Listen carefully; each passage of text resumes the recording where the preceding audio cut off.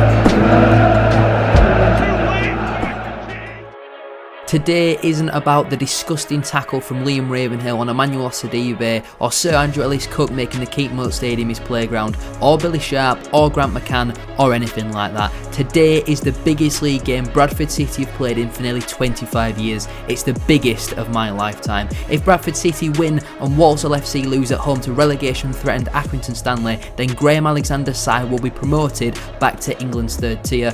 Alternatively, all Doncaster need to do is win and they'll also be promoted. We all know Doncaster's players will feel the nerves playing in front of 15,000 fans today, having averaged less than 8,000 all season. Donny are so scared of us, they've reduced our usual 4,000 plus capacity to a pathetic 1,500. The mission is simple: go out and give it everything. Have no regrets coming off of that pitch.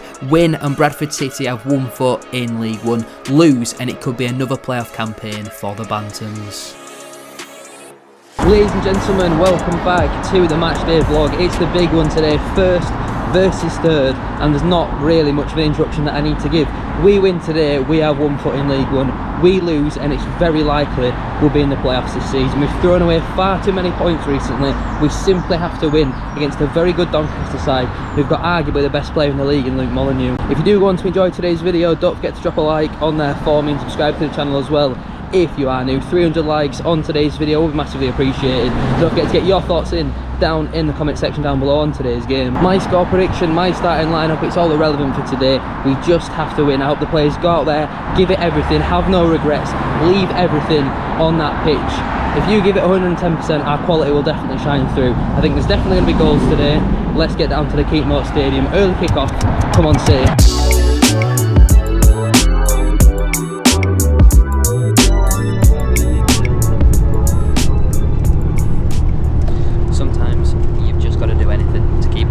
From the most nervous 90 minutes we are about to enjoy.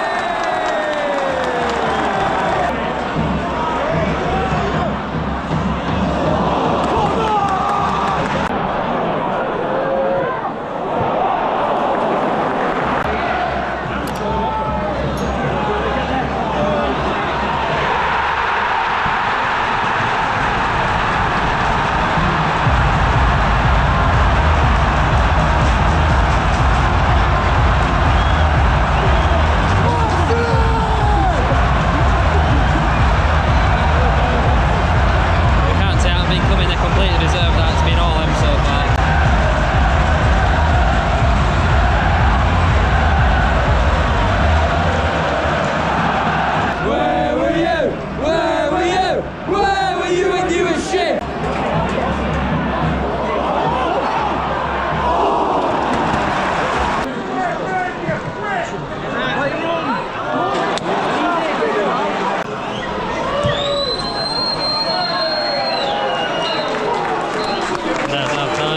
Doncaster, not what he deserves so far, nowhere near good enough.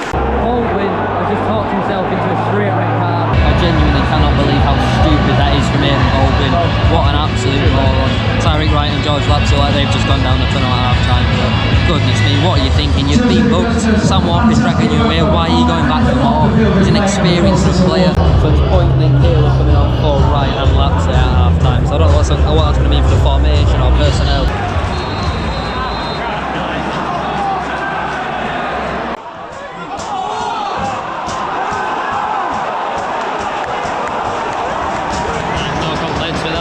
Just wanted it more.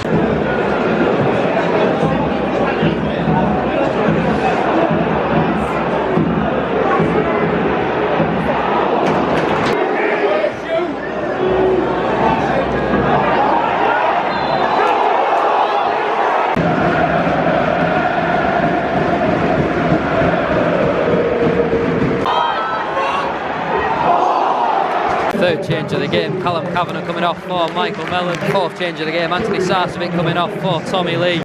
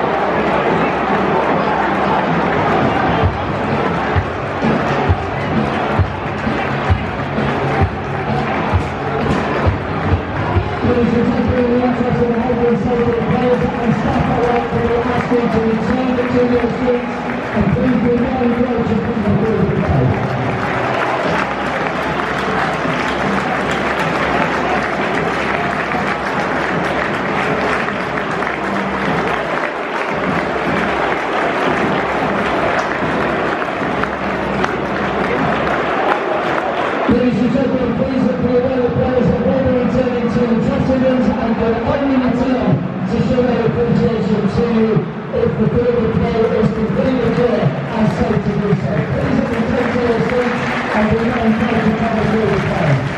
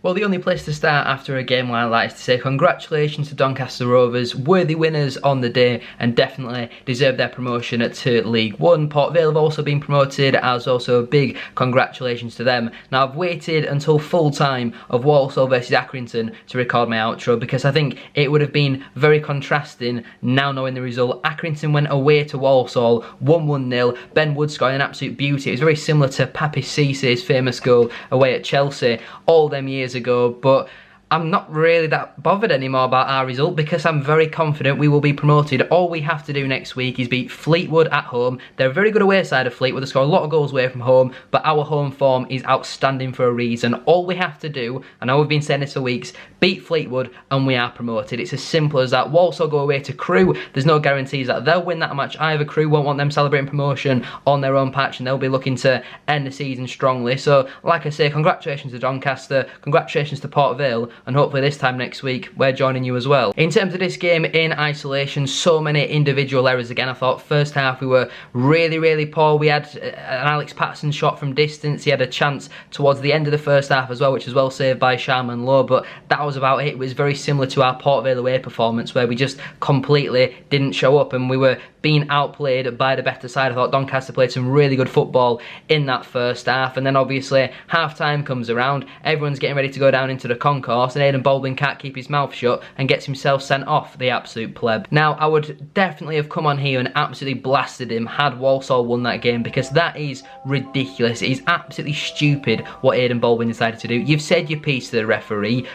Get back in the tunnel. Your goalkeeper is shoving you down the tunnel. Why are you continuing? He originally got booked and then he got a straight red card. So I'm going to assume maybe that could be a 3-match ban. Alexander's come out after the game and basically said he understands why the referee has made that decision. Aidan Baldwin left him no real other option other than to send him off. So he must have said something quite serious, and for such an experienced player, it's absolutely criminal. If we do fall into the playoffs, I assume he will miss both of the semi-final legs. So there's a high possibility that Aidan Baldwin might not play for Bradford City until next season. Obviously, we then get the penalty. Fair play to George Lapsley. I thought, he worked really hard when he came on, even though he's playing out of position as a right midfielder. When we went to a 4-4-1-1 in the second half, it wasn't a 4-4-4-4-4. There's too many fours there. It was a 4-4-1. That's it, no extra because obviously we had 10 players on the pitch, but Tyreek Wright took the penalty, which I thought was very bizarre, letting your third choice left back take your penalty. Didn't really understand the thinking behind that, in all honesty. Michael Mellon, Tommy Lee, George Lapsley, Alex Patterson, why are none of these players taking penalties over your third choice left back? And I think